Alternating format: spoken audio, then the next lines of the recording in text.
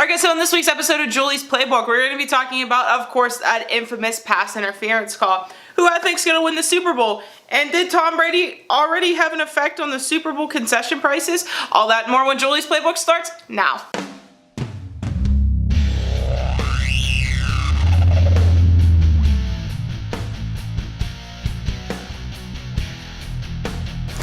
Alright guys, so the first topic we have to talk about is my man Jared Goff. A lot of people have been coming up and asking me, does he have it in him to beat Tom Brady?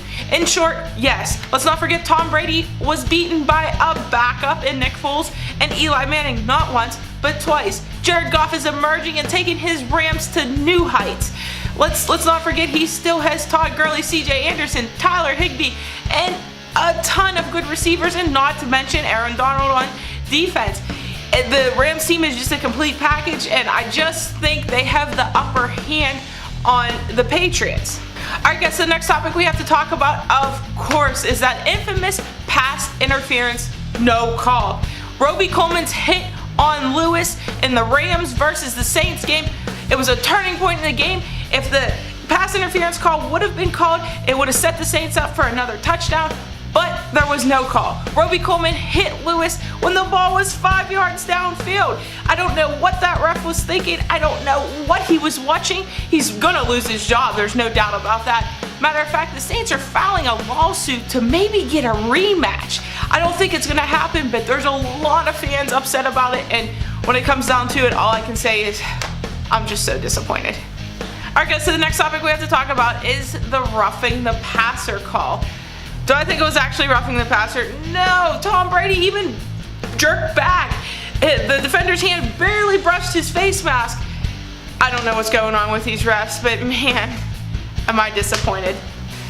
Alright guys, so the next topic we have to talk about, of course, is the drama in the Steelers locker room. Starting center Marquise Pouncey was asked about it at the Pro Bowl practices, and he said, at the end of the day, things can get worked out. Honest and truthfully feel that from both guys. From talking to Ben and personally knowing AB and being in the draft class with him and being there a long time playing football, I know this football team and I know that you get over things. It wasn't like anyone said anything bad about a family member. It was a football argument. Of course, what that means is Marquise is kind of hopeful that Ben and AB can settle their differences. Of course, Antonio Brown took to Twitter and said open for business. Now what does that mean? Nobody knows, because he's a man of few words. Does that mean he's open for business with trade talk, or open for business with talk from the Steelers and he finally grew up and put his big boy pants on, or I don't know what's going on. But Antonio's a man of few words, and I think there's a reason for that. However, he did unfollow the 49ers on Instagram. Alright guys, so the next topic we have to talk about is a crazy stat. As you guys know, I'm a stat girl, I love stats. In the last 16 years, there's only been 4 quarterbacks on the AFC side. Tom Brady, Peyton Manning, Pittsburgh's own Ben Roethlisberger, and 1 appearance by Joe Flacco. That has to tell you something about the AFC football. Man, those 4 teams are unstoppable, and of course Tom Brady will make another appearance. That'll be number 9 for Mr. Brady. Alright guys, so the next topic we have to talk about, of course, is Super Bowl predictions. Yes, it's that time of year already. What do I think is going to happen? I think Jared Goff and his Rams are going to pull it off. I think it's going to be a fairly high-scoring game, like a 28-32 in favor of the Rams.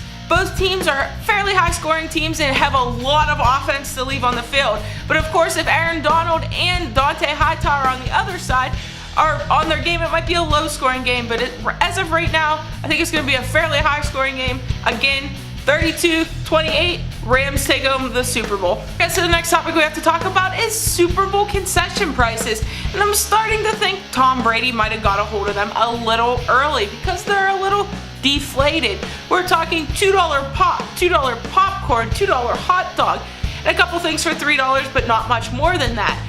And that's crazy for me to think about because at Heinz Field it's like $5 to $6 just for a bottle of water. But here's the thing, at Atlanta Stadium, that's the prices year round.